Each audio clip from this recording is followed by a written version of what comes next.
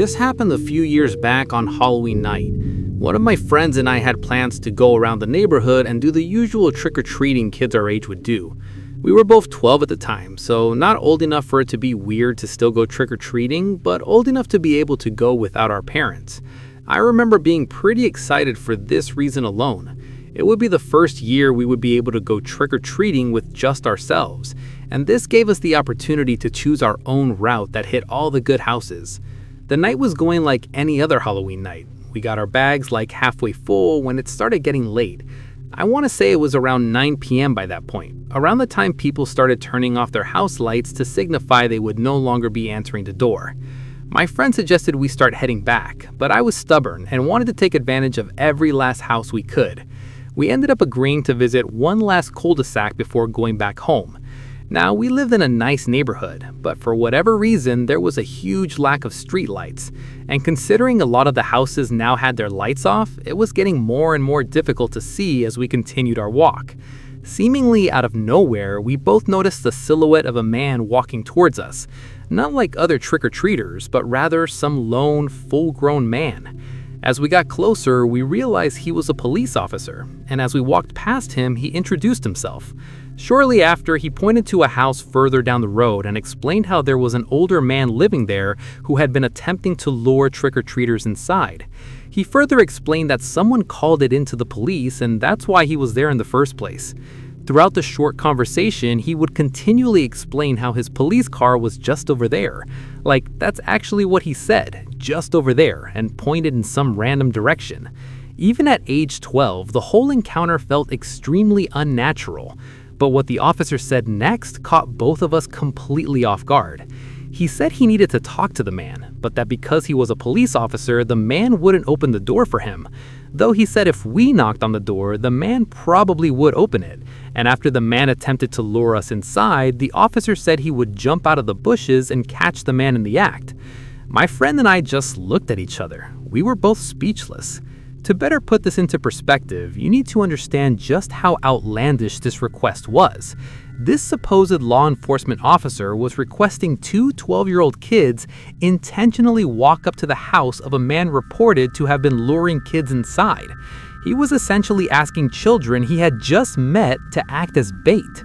Neither of us responded for a while. Eventually, the officer broke the silence with something along the lines of how we needed to do this quick. By this point, we hadn't even agreed yet.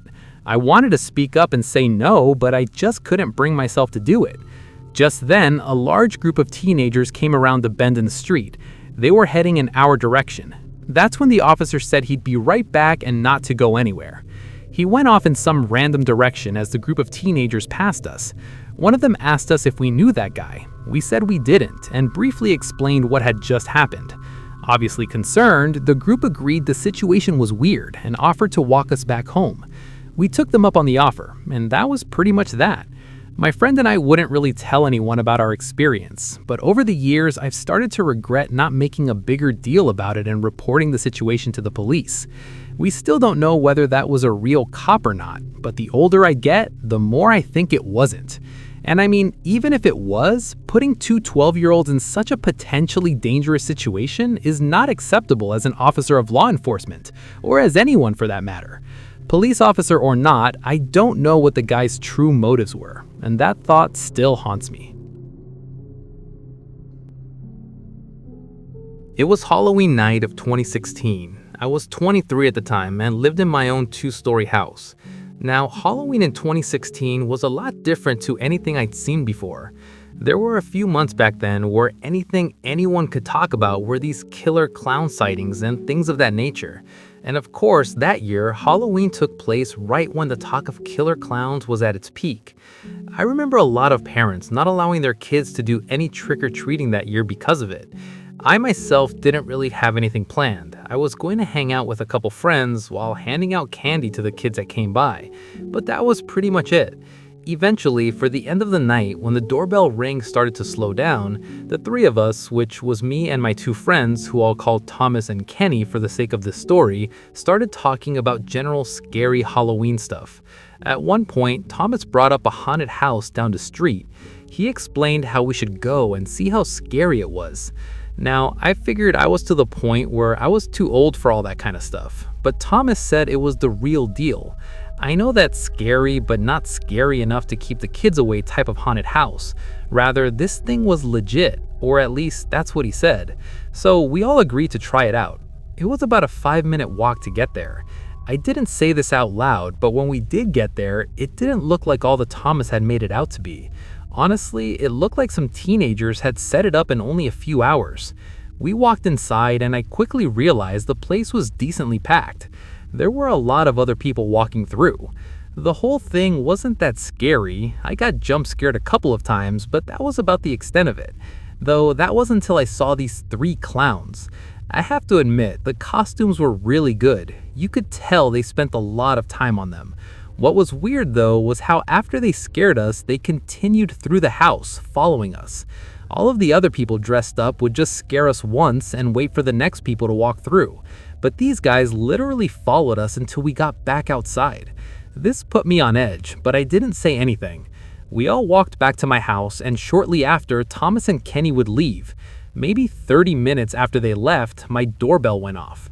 Obviously, it wasn't uncommon to get late-night trick-or-treaters, but by this point, it was around midnight. There was no way this was some kid looking for candy, so I ignored it.